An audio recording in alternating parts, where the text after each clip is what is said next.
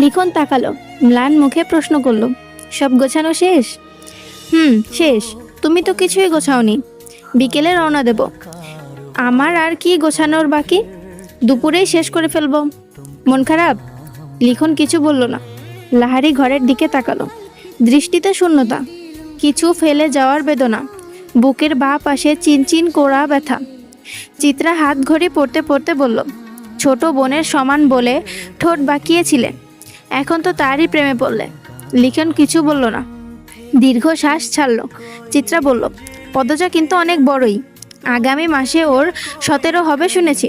এই গ্রামে 17 বছর বয়সী অবিবাহিত মেয়ে হাতে গোনা দু একটা। পদজার শ্রেণীর বেশিরভাগ মেয়েরাই বিবাহিত, আর খুব কম মেয়ে পড়ে। চিত্রার কথা অগ্রাহ্য করে লিখন বলল, তোমার বিয়েটা কবে হচ্ছে? বছরের শেষের দিকে, সব ঠিক থাকলে আর ভগবান চাইলে। কিছুক্ষণের মধ্যে সবাই ঢাকা রওনা দেবে। হেমলতা মোর্শেদ বিদায় নিয়ে এসেছেন। দলটার 3-4 জনের চরিত্রের সমস্যা থাকলেও বাকিরা খুব ভালো। হেমলতার সাথে মিশেছে খুব, নিজের বাড়ি মনে করে থেকেছে, বাড়ির দেখাশোনা করেছে। লিখন হেমলতার আড়ালে একটি সাহসিকতার কাজ করে ফেলল। ব্যস্ত পায়ে লাহারি ঘরে আসলো। বারান্দায় বসেছিল পদ্মজা। লিখনকে দেখে ভয় পেয়ে বুক কেঁপে উঠল তার। পদ্মজাকে কিছু বলতে দিল না লিখন। সে দ্রুত বারান্দায় উঠে পদ্মজার হাতে একটি চিঠি গুজে দিয়ে জায়গা ত্যাগ করলো। পদ্মজা অনবরত কাঁপতে থাকে। পূর্ণা চৌকিতে থেকে ব্যাপারটা খেয়াল করেছে। সে হতভম্ব। ধীর পায়ে হেঁটে আসে। পদ্মজার সারা শরীর বেয়ে ঘাম ছুটছে। সে হিতাহিত জ্ঞানশূন্য হয়ে পড়ে। হাত থেকে চিঠি পড়ে যায়। পূর্ণা কুড়িয়ে নিল। পদ্মজার গলা শুকিয়ে কাঠ। হেমলতা এসে দেখেন পদ্মজা হাঁটুতে থুতনি ঠেকিয়ে বসে আছে, কেমন দেখাচ্ছে যেন। তিনি উদ্বিগ্ন হয়ে প্রশ্ন করলেন, পদ্ম, শরীর খারাপ? মায়ের কণ্ঠ শুনে পদ্মজা ভয় পেল।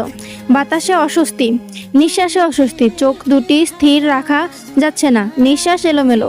পূর্ণা পরিস্থিতি সামলাতে বলল, আম্মা, আপার মাথা ব্যথা। হুট করে এমন মাথা ব্যথা উঠলো কেন? পদ্মরে, খুব ব্যথা? পদ্মজা অসহায় চোখে পূর্ণার দিকে তাকালো। আকস্মিক ঘটনায় সে ভেঙে পড়েছে। ডান হাত অনবরত কাঁপছে। হেমলতার তীক্ষ্ণ চোখ দু মেয়েকে দেখেন। কঠিন স্বরে প্রশ্ন করেন, কি লুকাচ্ছিস দুজনে? কেউ এসেছিল? মায়ের প্রশ্ন পদ্মজার চেয়ে পূর্ণা বেশি ভয় পেল। হাতের চিঠিটা আরও শক্ত করে চেপে ধরল। কি লেখা আছে এতে না পড়ে সে চিঠিটা হাতছাড়া করবে না। হেমলতার তীক্ষ্ণ দৃষ্টি তীরের ফলার মতো পদ্মজার গায়ে বিঁধছে। সে কাপা স্বরে জানিয়ে দিল, শুটিং দলের একজন এসেছিল। হেমলতার ঠোঁট দুটো খেপে উঠল প্রচণ্ড আক্রোশে।